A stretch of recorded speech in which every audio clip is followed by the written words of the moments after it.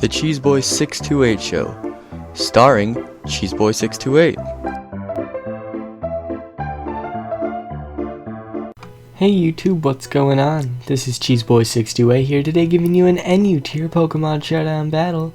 And here's a brand new team you may have not seen before. You may have seen it from a PS Live.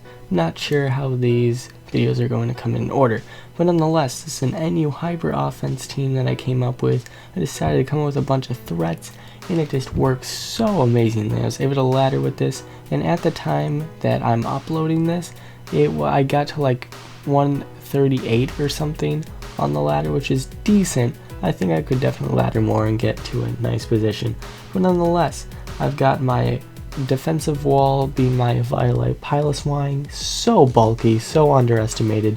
Got my specially defensive War Turtle as my spinner. Got Adamant Banded Sock Power because it's got sturdy, it's got a guaranteed CC on something's gonna die. Got my Scarf Braviary, nice Scouter. Got my Specs Jinx, it's got some really nice power. And then Scolipede. And Scolipede really does work, and it's Life Orb and it's Swords Dance, and this is why Scolipede is so vital. Looking at my opponent's team, he has Gardevoir. And Gardevoir, bulky Psychics, Musharna. I need my Scolipede if I want a chance of taking out those bulky Psychics. Get a Swords Dance up, Mega Horn, pretty much a guaranteed KO. I don't know about unboosted, but nonetheless, I'm definitely going to need Scolipede if I'm going to take out that Gardevoir. Now looking at the rest of his team, I'm really not threatened by anything. It's just that bulky Psychics are kind of a weakness for this team. So let's see how this battle goes. So since my opponent doesn't have a spinner, I'm thinking it's pretty optimal to go for my rocks, or just the EQ, which I do because I'm thinking he's probably not going to expect it if he is the Metal Burst variant if I go for EQ first, so I'm able to get my rocks off next. I'm pretty sure I battled this guy before today when I was laddering, because we went through the same series of plays, besides this next play here where he goes for the Grass Knot, which War Turtle is light and I'm specially defensive, so it's not going to do too much. So now I have the opportunity to go for my Rapid Spin here. My team really doesn't like rocks that much. It is Hyper Offense after all. So I am going to be able to go into Braviary, and I can just Brave Bird everything and just destroy things, except for apparently Seismitoad, because Seismitoad under the Reflect is freaking bulky, must be his physical wall. I'm going to go into my War Turtle just expecting possibly a second Stealth Rocker, but turns out it's just going to try Toxicking, and I'm actually going to go right back into Braviary here, thinking he's probably not going to Toxic, but I didn't really know he'd bring in Superior. But nonetheless, I'm able to go for the Brave Bird, and I can just keep going for Brave Birds, and I'm hoping maybe I can do a little bit on this Bastiodon. No, not really, because it quad resists and it's under the Reflect. So I'm going on the War Turtle, and I'm kind of in a situation here, because I can Rapid Spin all I want, but he knows that he can just stall out, get even some lefties recovery, and I know that I don't want this Bastiodon around anymore. Might as well go for the Scald. Turns out I get the burn, and that's pretty cool. And so unfortunately I'm going to have to live with the rocks, and so that's going to make the rest of my battle a bit of a difficult match.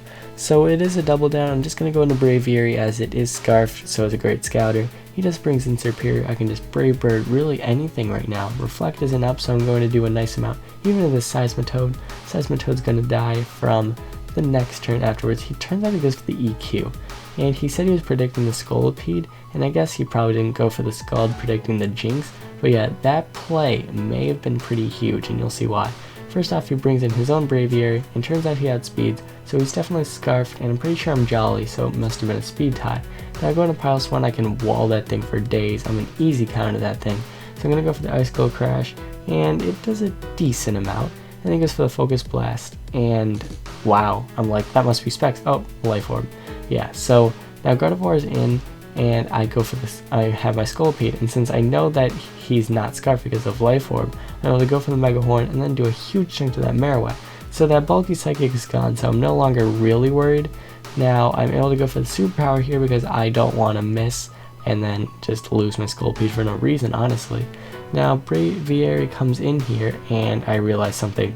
Since rocks are up, Sturdy's broken, and it's Scarfed, and I just have no Scarfers left. So Jinx is going to go down and just like, okay, maybe I have enough HP for it to die of recoil. Turns out it does, and so according to Showdown, it is a tie. And you can debate what you want to call this, but I'm just going to go with Showdown here. I'm not going to cause any debate about this. It says it's a tie, whatever. Alright guys, hope you all enjoyed this battle, and I definitely love this team. We're definitely going to do a Theory Thursday with it soon. So yeah, thank you all for watching. Like, comment, sub, and until later, peace.